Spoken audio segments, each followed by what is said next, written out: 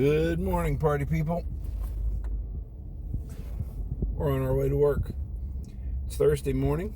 I'm actually leaving a little bit later than normal, not too much. I am a little on the obsessive side about getting to work on time. And so generally I pull out of my driveway at 4:30 on the dot.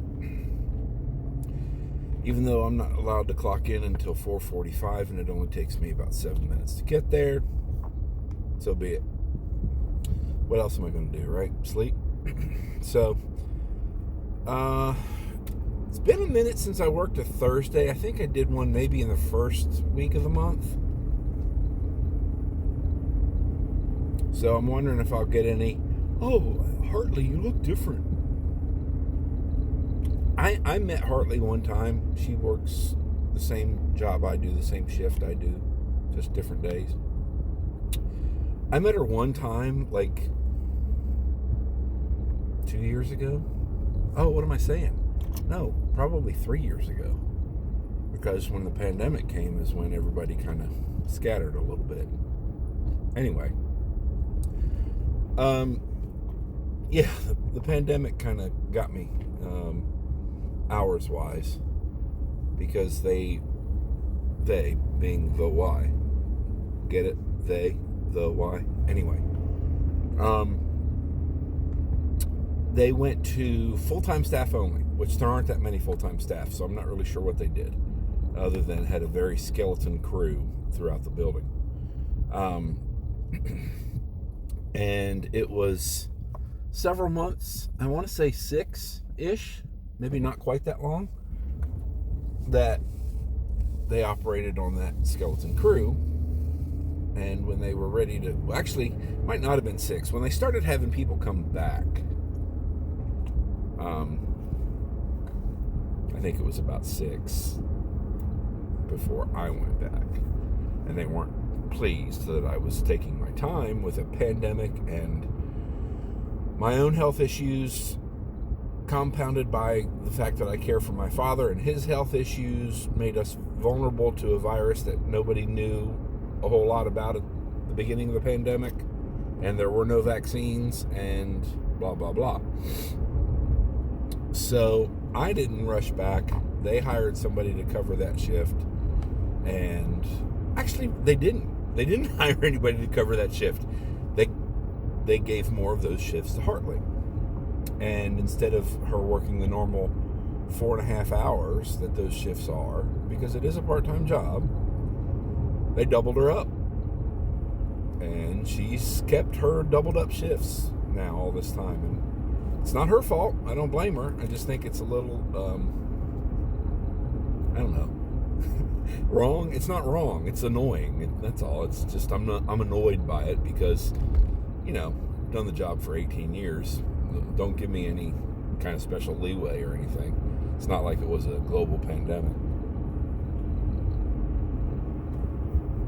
Anyway, all that to say, I've got to take these extra shifts when they're made available.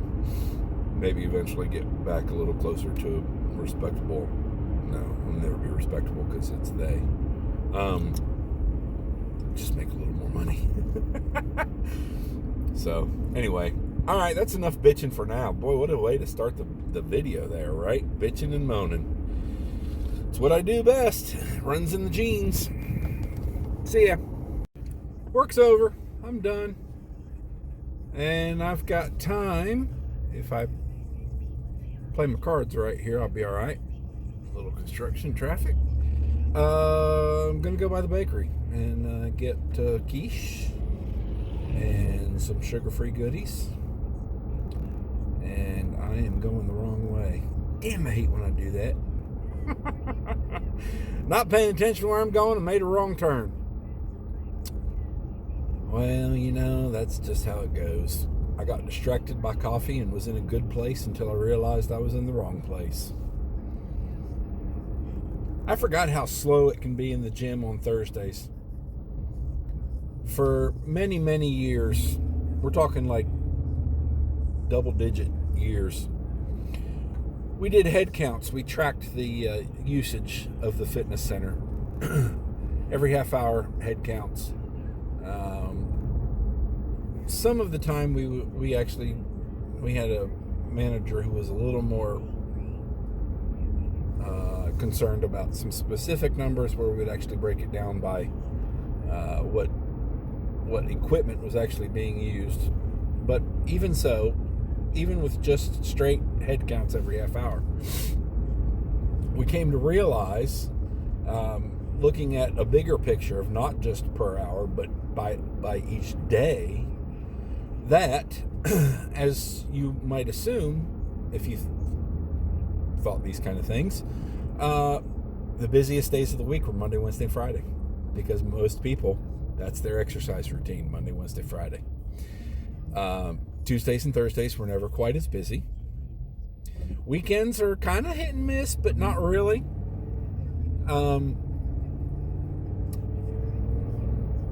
Tuesdays are busier than Thursdays. Mondays are busier than Fridays. So while it was Monday, Wednesday, Friday, with Tuesday and Thursday not being quite as busy, it was also busier at the beginning of the week. Now, per half hour, if you split it up, the busiest per half hour day of the week was Sunday. But that was a little askew because I think now we're only open 4 hours on Sunday. We used to only be open 5 hours on Sunday. So yeah, things have changed a little bit, but let's go this way since we're winding around. I'm going to make an unscheduled turn. So anyway, just one of those weird things, but I was reminded today that Thursday is, in general, the slowest day of the week. Not too many of my morning regulars were there today. I mean, like early morning. When I say early morning, like right at between 5 and 6. Put it that way. We open at 5. Anyway, now I'm just rambling. But if you want to join a gym and you've been reluctant because you've gone in during the time when you would normally go in and it's busy, reconsider. You don't have to do Monday, Wednesday, and Friday. You can, if you have the option to go at a different time of the day, usually the time between most people's lunch and school getting out, so say like 1 to 3, good time to go, not too busy. If the time of the day is not your flexible spot, then consider day of the week, and at that point just rule out Monday, Wednesday, Friday. Go Tuesday, Thursday, Saturday. Saturdays are kind of not too busy. If you're looking at a YMCA, I'll tell you this. On Saturdays, your best time to go is early, like right at opening early, because a majority of the year, that facility is also going to host sports, youth sports, and the parking lot will be very full. We don't have the best parking at my Y, but even so, when you think about for every kid playing in a baseball or basketball or soccer or whatever, there's going to be at least one car, sometimes 2, maybe even 3 cars for one kid, and you've got countless kids there for countless games overlapping. That's a busy parking lot. So anyway, there's other factors, but YMCA is a good place to be. It's not the cheapest. You just have to remind yourself that you're doing something for an organization that tries to do some good in the community. My Y has been very active especially since the beginning of the pandemic, with making sure that people were taken care of food-wise. We do breast cancer screenings and blood drives and food drives and Christmas tree, angel tree, or whatever they call it for the kids. You know, that's the kind of thing that you want to remind yourself of when you're thinking about how expensive the Y is per month. And it helps pay for people who might not be able to afford an exercise facility otherwise. I have mixed feelings about that, but I get it. That's a lot of people consider that a necessity. So anyway, all right, I'm going to quit rambling. I'm going to finish my little trip here to get some breakfast and some goodies. And I'm sure I'll holler at you again later when I'm getting out to the garage. See ya. Okay, so I thought I'd give you a look at what I'm doing for dinner. So I've got a pork loin. It's actually a small pork loin. It was only about a pound, which is small. And I'm going to put it in the crock pot with a can of Old El Paso red enchilada sauce. And in about 10 hours, it's going to make the best carnitas you've ever had. Yum, yum.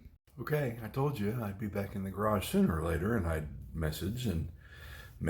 Yeah, I'm messaging. I'm messaging YouTube sphere. Talking to whoever's watching. It is 4:45. I have taken a very leisurely approach to the day. Did some laundry, got my crock pot going, and that's pretty much about it. I haven't done much else. I actually laid down for quite a while. Didn't sleep the whole time, but I was just relaxing a little bit. I am very content to just put on music most of the time and sit, lay, relax, play card games on the computer or whatever. It is what it is. Can't exercise 24/7. And 24/7. You know what I'm saying. Can't exercise all the time. So I'm going to get my exercise now and hopefully go to bed in about 5 hours and do it all again tomorrow. Today, as you saw, I went to the bakery. I did not take the recycling, which I probably should have, because if Ian is going to foul up our weather for a while, I might not want to do it in the rain tomorrow. I'm hoping that the rain holds off till, I'll say 11-ish, maybe. Fingers crossed. Although I heard a lot of speculation this morning, it was kind of funny to me. Not having kids, I don't pay as much attention to this kind of stuff, but a few different parents with kids, people with kids, talking about school getting not canceled, but no school, not having school tomorrow.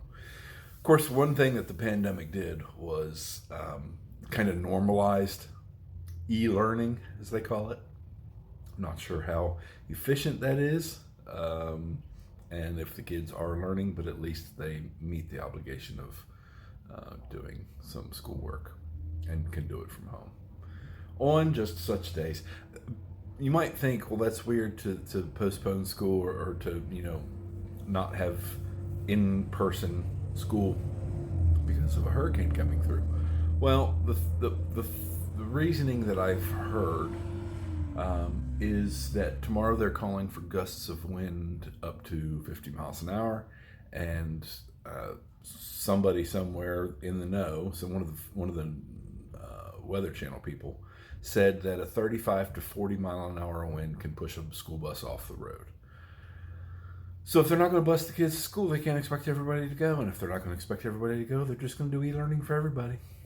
And moms and dads just have to figure it out. I don't care.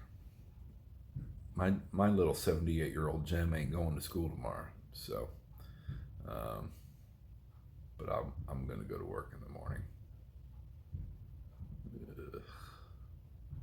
And Monday. And Tuesday, I think. I guess I better double check that. Anyway. All right. I'm going to exercise, and I will talk to the camera later.